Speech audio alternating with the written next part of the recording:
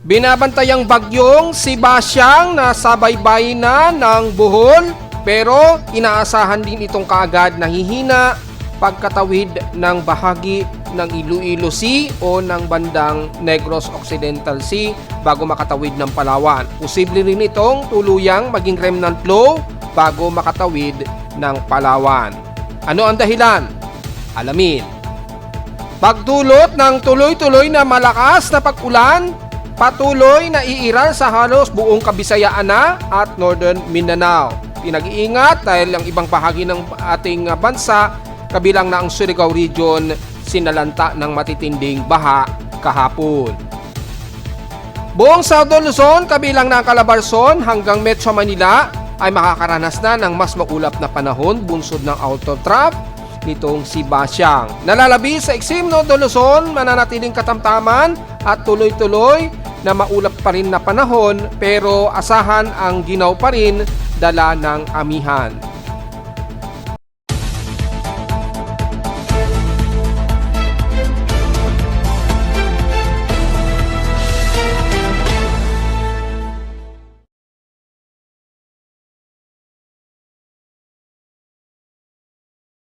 Hello, good morning mga folks. Welcome po muli sa ating Daily Weather Bulletin at Analysis para sa araw ng Biyernes, February 6, 2026. Ang oras nating boss ng umaga ay alas 11:28 na ng magtatanghaling tapa.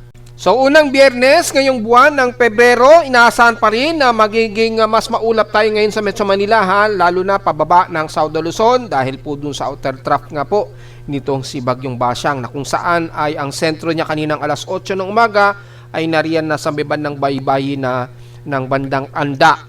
Anda o sa malapit sa baybay ng Anda sa Bohol. So dahil nandiyan na yung pinakasentro niya, yung pinakamaulap na paligid niya o sirkulasyon na umaabot dyan ngayon sa buong Southern Luzon, asahan din ang mas maulap at expected din ang maulang panahon ngayong araw sa inyo dyan. At tuloy-tuloy yan hanggang nitong darating na weekend nga po, na which is ilang beses na nating sinabi yan since 4 days ago pa na analysis. At dahil nga po dyan ay magiging mas maulap na rin sa Metro Manila at ilang karatig sa Calabarzon area dahil sa presensya nga po ng outer trough ni Basyang. So nakapagtala din tayo ng malawakang localized thunderstorms lalo na kahapon at kagabi. Pinost na natin yan sa Facebook page yung inaasahan nga po ng napakamatitinding localized thunderstorms at nag-violent nga po dyan sa bahagi nga po ng Surigao Region. Ngayong magtatanghali na, tingnan natin ngayon sa ating lightning detection system kung ilan na ang aktibong lightning strikes. Well, so far, ang aktibo ay mas malapit within 20 minutes ay around 14 lightning strokes. Kung isasama natin ang within 2-hour periods ay patuloy pa rin ang record ng malawakang pagkulog at pagkidlat dito pa rin sa buong bahagi nga po ng Mindanao. Umabot na nga po sa total of 1,772 total lightning strikes. Ang pinakamalapit ay total of 1,705 lightning strikes at most of areas ng Surigao Region, yan, hanggang dyan sa may bandang Southern Leyte, Bohol at Eastern Samar ang concentration ngayon ng matitinding localized thunderstorms. Kaya ingat po dahil patuloy pa rin tayo magiging maulan dyan at tuloy-tuloy din ang mga pagkulog at pagkidlat pa rin habang tumatawid ngayon andito sa bandang Bohol. Papunta na po ng bandang Negros Region itong sirkulasyon ni Basyang na habang lumalapit ito sa may bandang kanluran ng Visayas nga po, ayon din sa analysis natin kahapon, unti-unti naman daw ito o nakikitaan ng unti-unti ng paghina nito habang nararamdaman na niya ang mataas o unti-unting pagtaas ng atmospheric pressure dito sa bahagi ng northern part ng Visayas o bandang Southern Luzon. Medyo mataas na yung atmospheric pressure dyan dahil nariyan po yung boundary ng extension ridge ng high pressure area. Medyo nararamdaman na dyan, lalo na pag umaabot na siya dito sa may bandang palapit ng bandang Panay Island. Yan, mga estimated dyan, tumataas na po yung atmospheric pressure dyan, nagkakaroon na siya ng interaction. Probably siguro either bukas po yan o hanggang linggo. Depende sa bilis ng galaw niya ngayong araw at dahil mabilis-bilis ang kanyang kilos, baka pagdating niya ng bandang gabi or bukas na madaling araw, baka nandyan na yan sa may bandang Panay Island na or bandang kung hindi man sa Panay Island, kung mas mabagal pa ng konti, posibleng nandyan na yan sa may bandang Negros Region na. sa may bandang baybayin po. Habang kumikilos ito pa northwestward patawid ng Palawan. So, yun po. Ito po yung ating lightning strikes ngayon. Napaka-active at mula dito sa amin sa Caloocan, makikita po ang pulse ng detection na tuloy-tuloy pa rin ang detection pulse dito sa amin sa Caloocan. Ayun, tuloy-tuloy pa rin ang active ng lightning strikes. At mukhang yung isang region lightning pulse ang nagre-register dito sa amin sa Caloocan at active pa rin, nakikitaan din sa bandang timog kanluran nga timog silangan ang pulse detection nitong lightning strikes na ito. Ayun, tuloy-tuloy pa rin yung pulsing niya. So napakatindi pa rin yung pulse, yung detection ng pulse. At makikita natin malayo sa amin yan at 680 km mula sa amin sa Caloocan pa rin. So tuloy-tuloy pa rin yung pulsing ng lightning strikes. Kabilang na dito nga po sa bahagi nga po ng Visayas area na ngayon, na kung saan nandyan yung pinakamalapit na sentro ni Basiang. So yun po. So sa ating current conditions, overcast, gloomy pa rin tayo, haze at maging mostly cloudy na tayo dito sa amin sa Caloocan. So expected ang buong Metro Manila ngayon. Importante magdala ng payong anytime para sa mga hindi inaasahang mga isolated case of rain showers dahil sa outer rain trough nga po ni Basiang dyan sa Katimugan. Sa lowest temperature na itala ng weather station kaninang 5:16 AM, nakapagtala pa rin kami ng pinakamababa na 22.6 degrees Celsius. Kahapon, highest na ang 31.1 degrees Celsius.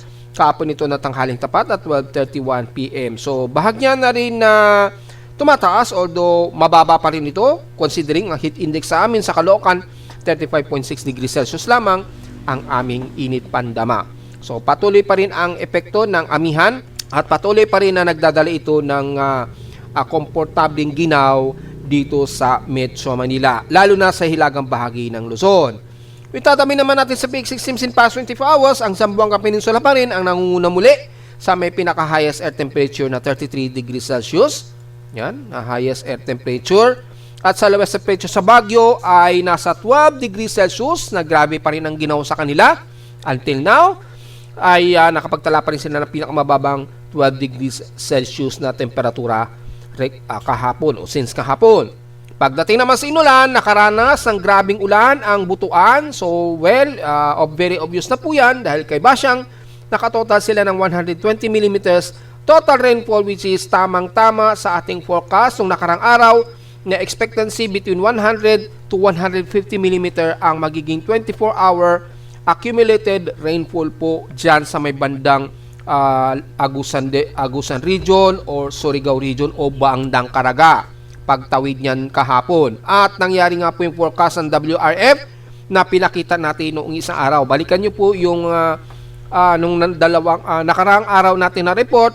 Pinaliwanag natin yan, yung ating forecast of mean sea level pressure at yung mga forecast na magiging accumulated rainfall SWAT na inaasahang aabutin ng mga taga Surigao dahil dyan nga po yung magiging concentration ng buhos ng ulan simula nga po kahapon. So nakatotal sila sa Butuan ng 120 mm total rainfall. So kung do-double check natin yung mga inulan sa parte po ng Mindanao, hopefully mag-register. Yan. So pinost natin yan kanina sa Facebook page. Makikita natin ngayon as of 11 AM ngayong maga, ang Butuan ang may pinakamaraming buhos ng ulan na 120 mm.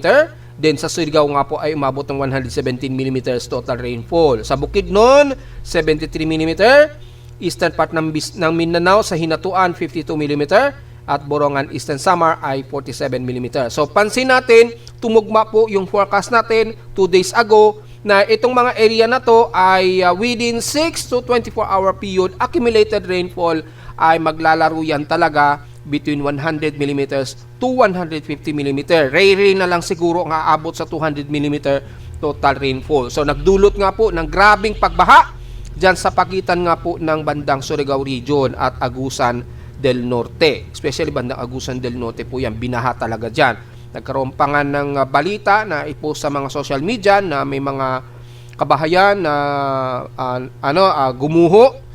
Nakakawa naman po yung kababayan natin dahil hindi talaga effective o hindi talaga gumagana lahat halos ng ating flood control system na nagkaroon ng pinakamalaking anomalya sa kasaysayan ng Pilipinas mula pa noong nakaraang taong 2025. Pinakamalaki daw na naging korupsyon sa history ng ating bansa. So, ang kawawa po ay ating mga kababayan, gaya na lamang dito kahapon, marami na namang nasalanta ng mga kababayan natin. Kung mapansin nyo po ninyo, ay hindi naging problema ang lakas ng hangin ni Basyang, kundi yung dalang ulan po ni Basyang ang nagdulot ng pagsalanta, which is binanggit na po natin ng makilang beses na ang magiging problema natin ay yung magiging dalang ulan ni Bagyong Basyang.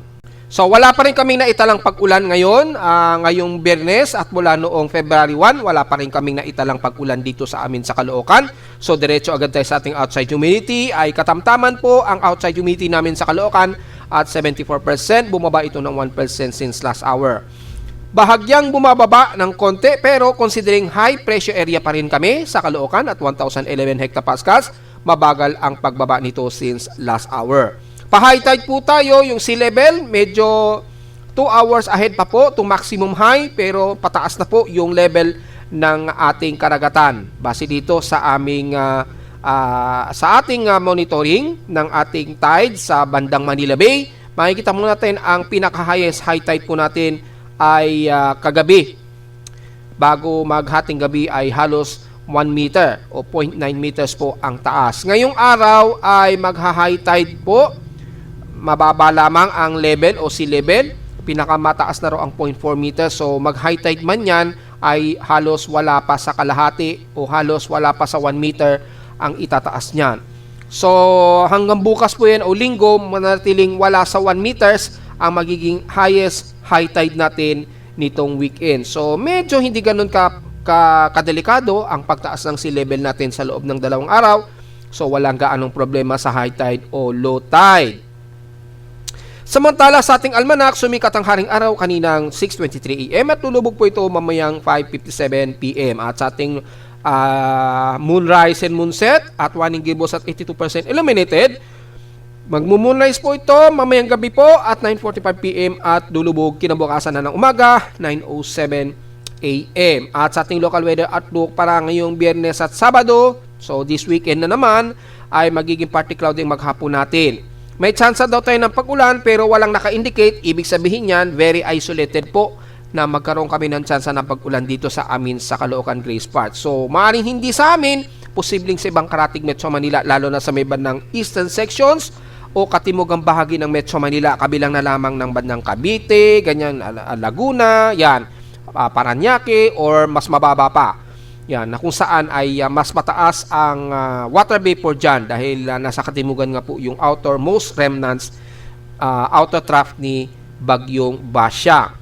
So, sa Sabado bukas ay magiging mas maulap tayo dito. Merong 50-50 chance tayo, 50 to 52 chance na ulanin kami sa Caloocan base rito sa forecast. Highest and lowest temperature expected, maglalaro 29 to 30 degrees Celsius and lowest temperature expected 23 to 24 degrees Celsius. At sa ating local weather advisory, although late report na po ito dahil 3 AM pa ito ni-report ni Pag-asa, pero babasahin na rin natin dahil namataan nila kaninang 3 AM si Tropical Storm Basyang sa layong nasa vicinity po ito ng Kitcharao, Agusan del Norte. So ngayon nasa bandang karagatan na ito ng bandang Anda, Bohol. Yan, according dun sa huling silip ko kanina sa tropical cyclone sector.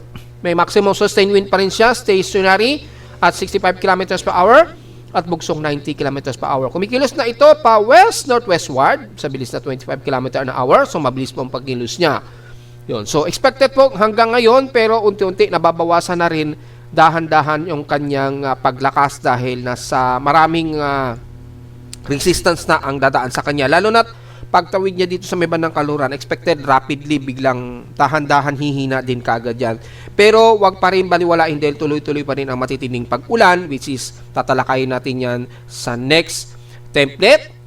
So diretso agad tayo sa ating ginagamit na Saturday imagery. Makikita po natin ang malawakang ulan na ito.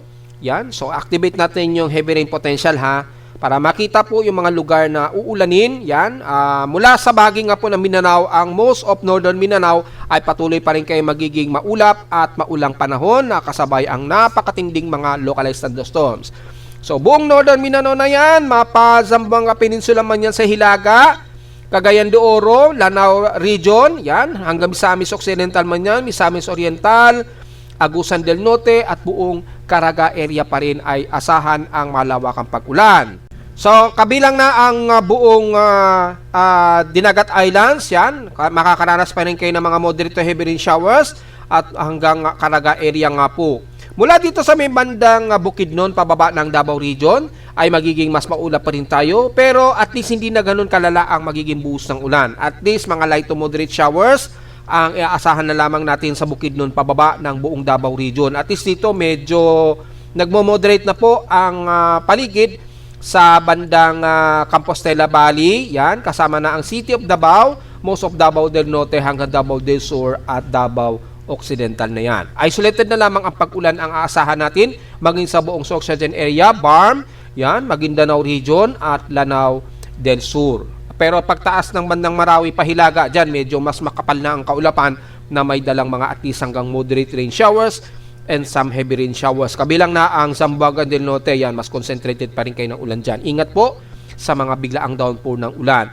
Pero pagdating ng bandang Zamboanga City at Isla ng Basilan at Sulu, bagamat mostly cloudy tayo dyan at hindi na kayo masyado inaabutan ng makakapal na mas mataas na water vapor, so makakaroon pa rin kayo ng mga ilang mahihinat katamtamang pag-ulan dyan. So most of Southern Mindanao, hindi ganun ka-concentrated na ang buhos ng ulan. Pero pagtawid ng Visayas, mapapansin natin ang halos buong Central Visayas ay patuloy pa rin kayo inuulan dyan.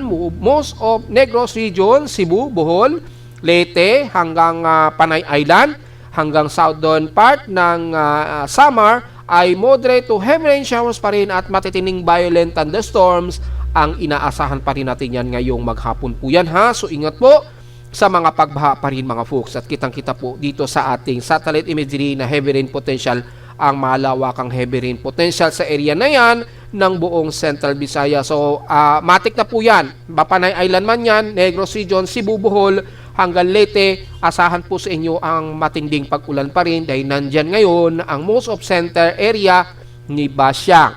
Aabot yan ha hanggang sa most of Southern Luzon, kabilang na ang Bico Region, mapaisla man yan na Masbate, Romblon, hanggang dyan na yan sa buong Camarines Norte, Mimaropa ay magiging maulap po tayo, pero at least mga light to moderate ang nakikitaan natin ng mga pag-ulan dito. Ilang clusters lamang ang heavy rain showers sa ilang bahagi ng Sorsogon o Legazpi or Romblon o Masbate ang aasahan natin sa maghapon po. Habang kumikilos pa itong Pahilagang Kanluran, itong si Basiang na unti-unti namang dahan-dahan ding humihina into remnant low.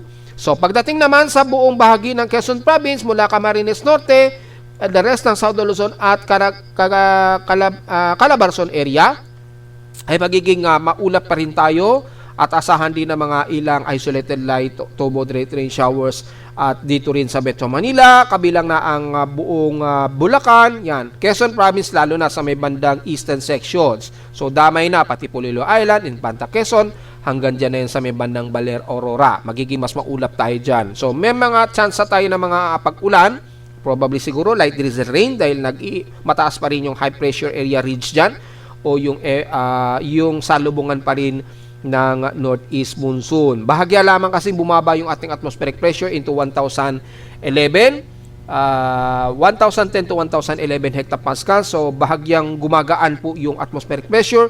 So medyo bumababa yung atmospheric. So tumataas naman yung ating humidity at water vapor sa Metro Manila. So, hindi natin inaalis ang posibilidad na magkaroon pa rin tayo ng mga ilang light drizzle rain sa Metro Manila. So, prepare na lamang sa payong, lalo na't Biyernes po ngayon, rush hour ang mga pag-uwi mamaya. Mula naman sa buong Central Luzon hanggang pataas na po ng Northern Luzon. Mostly cloudy po tayo base dito sa satellite imagery dahil sa presensya ng outer remnant na nagkakaroon ngayon ng banggaan dito sa ating amihan sa Hilaga. So, mas mataas po ang singaw ang aasahan natin at maulap na panahon sa buong Northern Luzon. Although katamtaman ang makukonsidera natin, hindi maiiwasan ang mga potential pa rin na light drizzle rains dahil nga po dito sa accumulated clouds na may dalang water vapor po mula sa katimugang bahagi ng Southern Luzon area. So, be prepare pa rin sa payong mga folks kahit na light rain ang madalas na magiging ulan natin sa buong Luzon o especially Northern Luzon. At kasabay niyan, halos zero visibility tayo, lalo na't napakaginaw pa rin sa bandang Benguet, Baguio at most of no extreme, Northern Luzon pa rin dahil sa amihan. So dahan-dahan na lamang sa mga bumibiyahe, lalo na't umaakyat kayo sa mga mas mataas na altitude, gaya ng Benguet. Mas ingat po dahil halos zero visibility tayo dyan. Dahil sa kapal ng fog, kasabay pa ng mas maulap na paligid. So silipin natin ngayon ang data mula sa ating computer generated tropical cyclone sector. So ang huling data nito is 8 o'clock. Itong si Basyang, although sa ating tropical cyclone sector indicated as tropical depression na ito, pero kay Pag-asa ay nanatili itong tropical storm category. Bakit tropical depression? Base sa ating generated tropical cyclone sector, as of 8 o'clock AM, ang central air pressure nito nasa 1,002 hectopascals, pero yung maximum sustained wind niya ay around 56 km per hour na lamang po, malapit sa gitna at bugsong 72 km per hour. Kay Pag-asa kasi halos 60 km per hour pa rin at halos 80 to 90 km naman ang bugso. So mas mataas pa rin yung computation kay Pag-asa, kaya under tropical storm category pa rin siya. Pero sa 1 minute average natin mula sa computer generated tropical cyclone sector, under tropical depression na po siya dahil hindi na siya pumalo sa halos mahigit 60 km per hour na. Nag-below 60 km per hour na siya. So, as of 8 o'clock, gaya na ating sinabi kanina, na ang sentro ni Basyang ay nasa bandang baybay nito ng Anda, which is pinakamalapit dito sa bandang Bohol po, kaninang 8 o'clock. Ito ngayon yung pinakaano niya. Ngayon, kung gusto niyo malaman ang actual na distansya niya mula sa Anda, Bohol, ay ang layo niya mula sa Anda, Bohol, sa baybayin, 23 km east ito ng Anda, Bohol. So, nasa malapit na baybayin halos ito ng Anda, Bohol. Nandyan na ngayon ang kasalukuyang sentro ni Basyang. Kaya ang buong Kabisayaan ngayon nakakaranas ng matitinding malawakang pag-ulan na may pagkulog at pagkidlat. At gaya nga po ng ating unang analysis, at pinost na natin niya sa Facebook page, kumikilos ito pa west-northwestward pa rin sa bilis na around 22 to 25 km per hour, which is 25 km per hour naman ang kay Pag-asa. So pa west-northwestward ngayon, inaasang tatawidin daw nito ang isla ng Bohol, ilang bahagi ng Cebu, sa katibugang bahagi ng Cebu mula Argao, and then tatawid dito ng bandang La Libertad o bandang Tayasan, o sakop ng Negros Oriental naman ang tatawidin nito. So expected ngayong maghapon hanggang mamayang gabi, inaasang itong si Bagyong Basyang, ayan, ay ibababa na rin daw ni Pag-asa yan, as tropical depression, ayun o. Ngayon, ay tropical storm pa rin siya, baka mamayang gabi, hapon o gabi, magiging tropical depression na rin siya. Nauna na rin na ating sinabi ngayon na tropical depression na talaga siya. So, makasumunod na rin si Pag-asa mamaya, yan, habang tumatawid itong si Basyang sa may bandang Southern Cebu nga, sa may bandang Argao. Then, tatawid ito ng bandang Guihulgan or bandang Libertad sa Negros Oriental nitong buong magdamag mamayang gabi. Or kung sakaling umabot pa yan ng kinabukasan na madaling araw, inaasahan kinabukasan na ng umaga, nasa baybayin na ito ng himamaylan ng Negros Occidental naman sa baybayin. According dito sa, kung susundin natin yung track ni Pag-asa, ay nasa baybayin ito kinabukasan ng madaling araw siguro o bago mag-umaga sa may bandang Himaymaylan, Negros Occidental na sa karagatan. And then, tuloy-tuloy itong tatawid dito sa may bandang malapit sa karagatan ng Anii o Tobias Pornier. Sakop pa rin ito ng Antique. Yun, sakop pa rin siya ng Antique. So, mula rito siguro, posibleng maging remnant low na lang po siya, gaya na ating sinabi, sa loob ng 48 oras o sa loob ng susunod na 24 oras. Yan. Kasi bakit po? Mula dito sa analysis, kung ise-separate natin, ito po yung forecast track ni GMA, ito po yung forecast error niya. Yan, ito yung forecast error. Kung titingnan natin, napaka-accurate na ngayon yung computation natin at very successful yung nagawa natin sa thesis forecast error mula sa data feed ni Japan Meteorological Agency. Kung makikita natin dito, kung susundin natin yung forecast track ng Japan Meteorological Agency, ay gagawin ito sa may bandang baybayin po nga ng Antique or bandang Sipalay ng Negros Occidental. Depende yan sa bilis ng galaw niya. Mula rito ay magiging remnant low na lamang siya. Ayan, no? Yan, no? Ang kinabukasan na po yan na madaling araw. Yan, kung susundin natin. At ito naman yung mga bago maghating gabi mamaya. Yan. So, bago maghating gabi mamaya, yan, 11 o'clock PM. Yan. So, 10 o'clock PM yan dito sa atin. Dahil 1 hour ahead po kasi yung ang oras kay Japan Meteorological Agency. So, malamang sa atin yan, oras sa atin yan ay mga 10 o'clock. 10 o'clock yan sa atin sa Pilipinas. Kasi ang oras kasi sa Japan, 1 hour ahead po tayo. 1 hour ahead po sila sa oras natin sa Pilipinas. So, kung 11 o'clock dito, sa data feed ni Japan Meteorological Agency, malamang alas 10 po yan ng gabi sa atin sa Pilipinas. So, ibig sabihin, andyan na yan sa bandang pagitan ng bandang Antique, karagatan ng Antique, or bandang Sipalay ng Negros Occidental. So, malinaw po yan. Then, posibleng dito, remnant low pressure area na lang siya o mag-remnant low na lamang. Bigla itong tuloy ang hihina. Kasi malapit na po o mataas na po yung atmospheric pressure dito eh. So, medyo mahihirapan na siya na mag-intensify pa base dito sa forecast track na ito ng Japan Meteorological Agency. So, ito po yung mga posibilidad yung tatawiran kung susundin natin si Japan Meteorological Agency. Yung magiging forecast track niya, ganyan yung magiging forecast niya. Kay Pag-asa naman, kung susundin naman natin, which official ni Pag-asa, ay ganito yung magiging forecast track niya. Tatawirin nito ang buong Bohol, tatawirin nito ang bandang Tagbilaran or bandang Batuan, then tatawid dito sa bandang Katimugan ng Cebu sa may bandang Argao nga po, hanggang Walbal, then tatawid dito ng Negros Oriental, dyan sa may bandang Libertad or Guihulgan o Guihulngan. Correct me na lamang sa pagbasa dahil medyo tongue twisting yung pangalan. Guihulngan, yan, Guihulngan po, or bandang Libertad nga po ng Negros Oriental. Then tatawirin ito sa buong Magdamag hanggang bago 8 o'clock AM kinabukasan niya ng Sabado. Ayan o, February 7.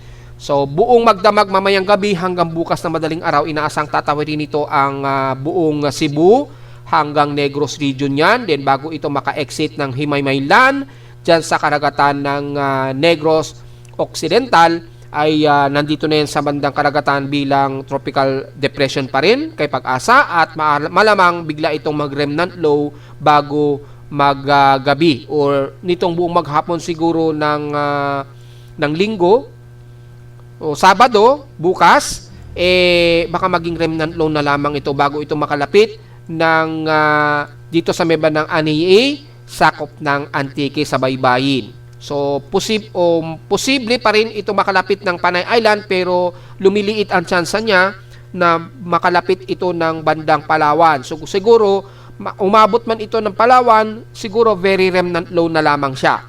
Yun. So, dahil nga po, yung range of high pressure area, kung titingnan natin dito sa satellite imagery, i-activate natin yung satellite imagery, makikita nyo po, malakas po yung influence ng range of high pressure area dito, pag ganyan.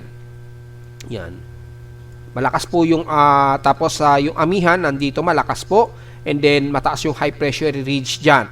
So tuloy-tuloy siyang pinapahina talaga nitong high pressure area habang tatawid dito pakanluran itong si Basyang. So less likely na ito na makakatawid pa ng Palawan siguro pagsapit ng Sabado ng gabi o Linggo. So baka pagdating siguro ng Linggo, wala na, baka dissipated na siya, magiging surface stop na lamang siya o remnant low na magpapaulan pa rin sa ilang bahagi ng Palawan o magiging mas maulap.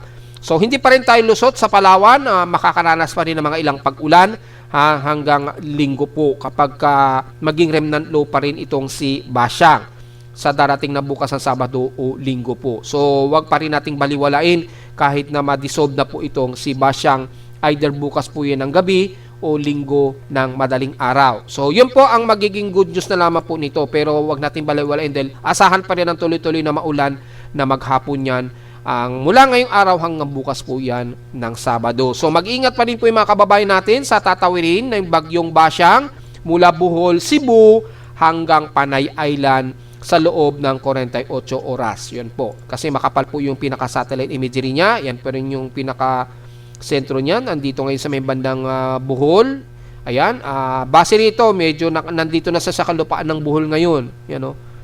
Ngayong mag-alas 12 na ng tanghali. Mukhang nasa kalupaan na ng Bohol yung sentro niya.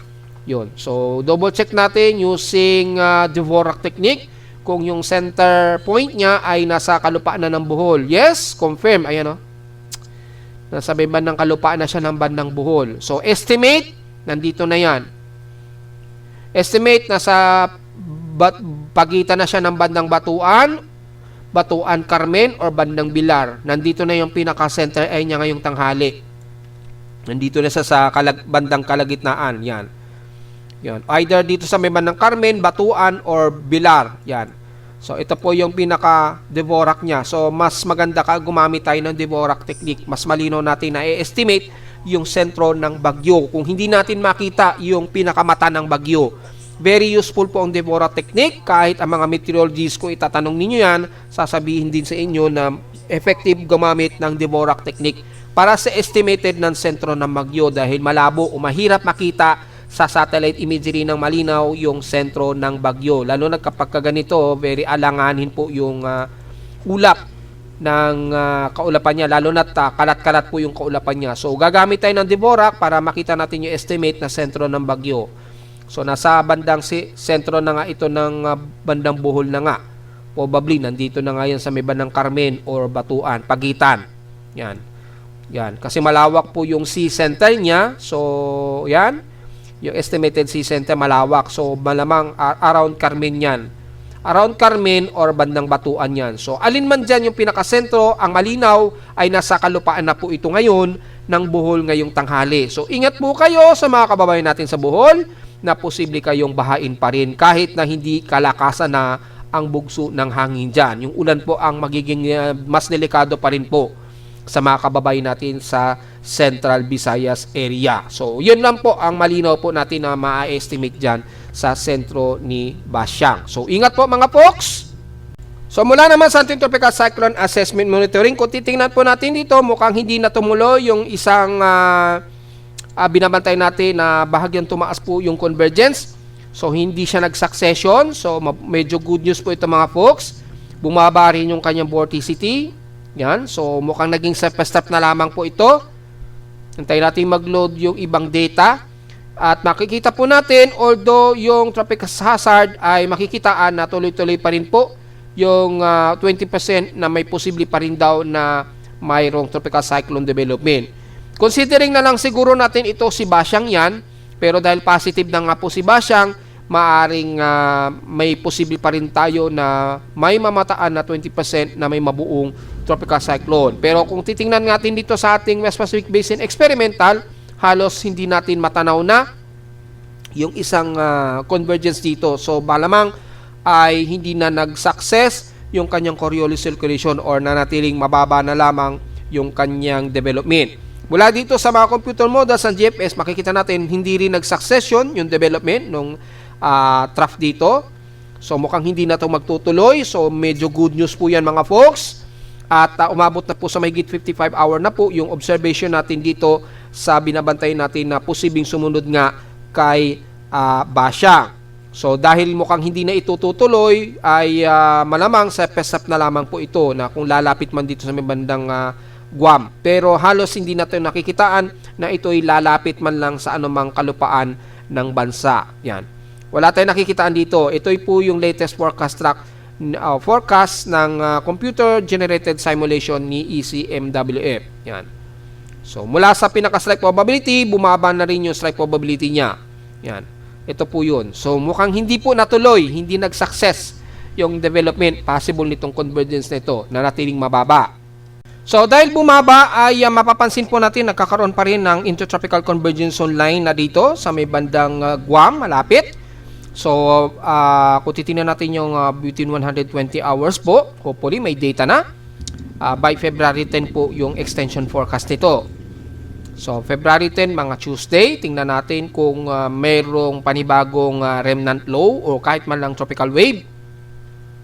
Yan, so makita natin ay halos mababa ang probability ng genesis na nakikita natin dito. So, nagkakaroon ng intertropical convergence zone malapit sa may bandang Guam. Yan, so nag-extension yan sa remnant trough dito sa may bandang dagat Pasipiko natin sa silangan ng Visayas. So, less likely pa na magkakaroon ito ng bagong convergence. Pero obserbahan pa rin natin mga folks kung magkakaroon ng reaccumulation dito sa Genesis, although mababa pa rin, around 30%. So, yan ay by February 10 na po ito. Mga February 10 po ito. So, by extension of the 168 hours, tingnan din natin kung mag-accumulate siya. Long range forecast na po ito. So, naglalaro lamang sa 30%. So, less likely maging invest ito.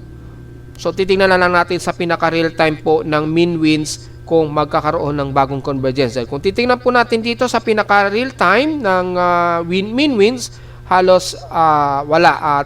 Surface trough na lamang po siya. Itong binabantay natin na supposed to be ay posibleng maging candidate nga po na bagong tropical wave.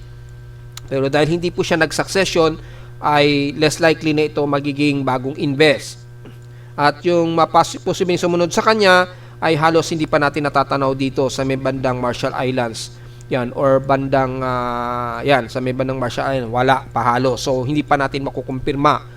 So, kumpirmahin na lamang natin until February 12 kung ito ay magtutuloy-tuloy itong nakikita natin. Since 30% lang naman ito, most probably ay sa pestap na lamang yan na accumulated or bandang embedded ng intertropical convergence zone dito sa may bandang Southern Mindanao. So, magkakaroon tayo ng intertropical convergence zone sa darating na Lunes hanggang mula Martes siguro. Magkakaroon tayo ng ITCC sa may bandang Southern Mindanao area.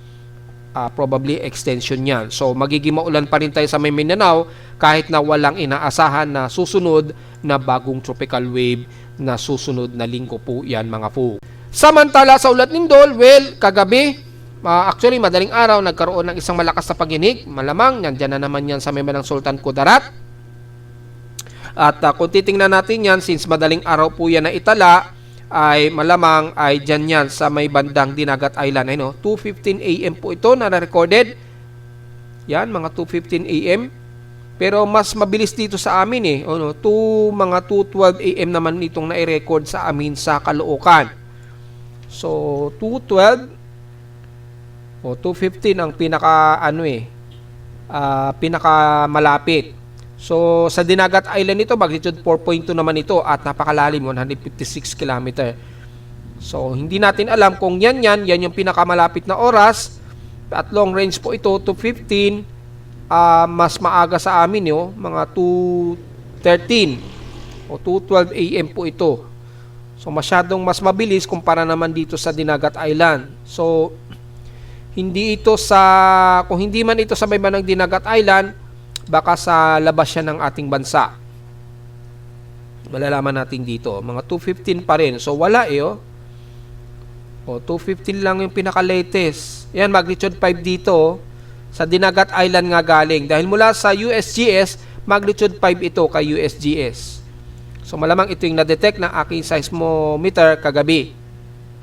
Actually, kanina madaling araw. Mga alas 2 na po kasi ito ng madaling araw.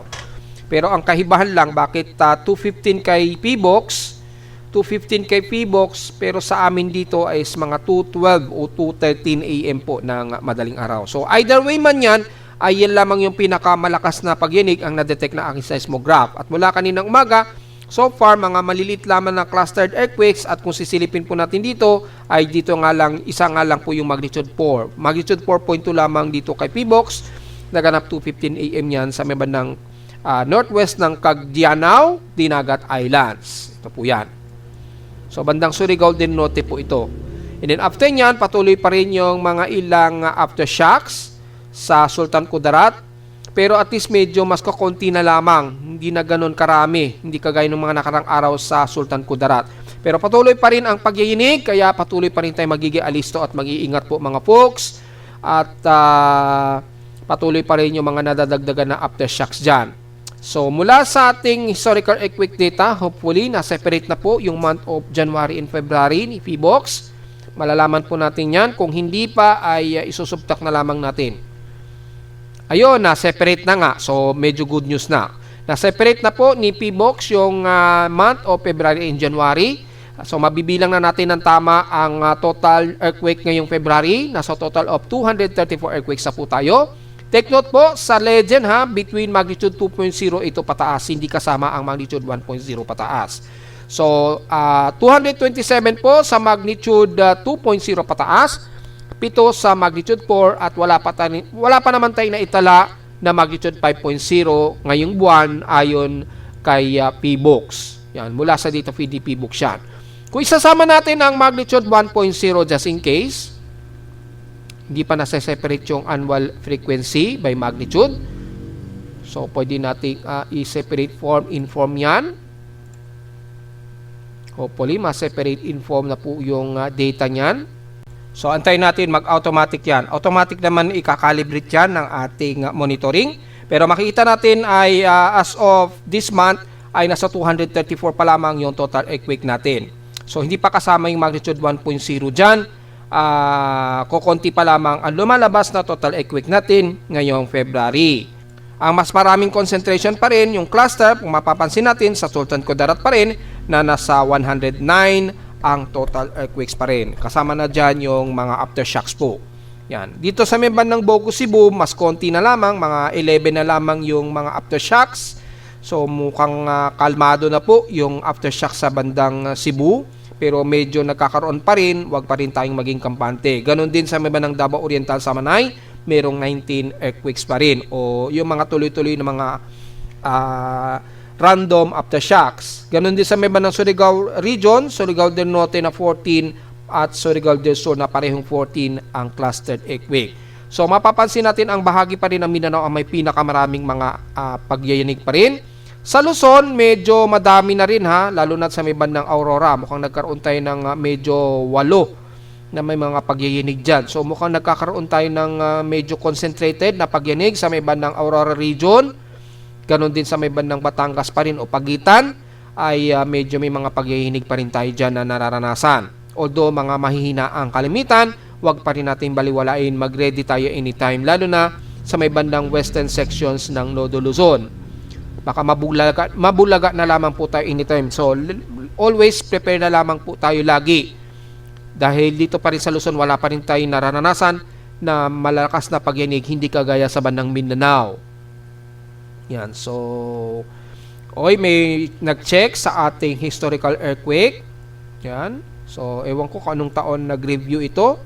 Last 2023 sila nag-review. So may nag-aral noong year 2023 na pagyayanig. Binilang din yung total earthquakes noong year 2023. So meron tayong visitor na nag-check. Hindi natin alam kung si taga-PBOX siguro yan o nagre-review siguro ng mga estudyante. So maganda, nakakatulong po tayo. Yan. Sa gustong malaman ang most detail ng USGS, meron din po tayo para malaman yung mga mas malalakas na mga lindol ng mga historical earthquake natin since 1900. So malinaw yan mga folks. At narito naman ating 3-day to the weather forecast para sa araw ng Biyernes, February 6, 2026.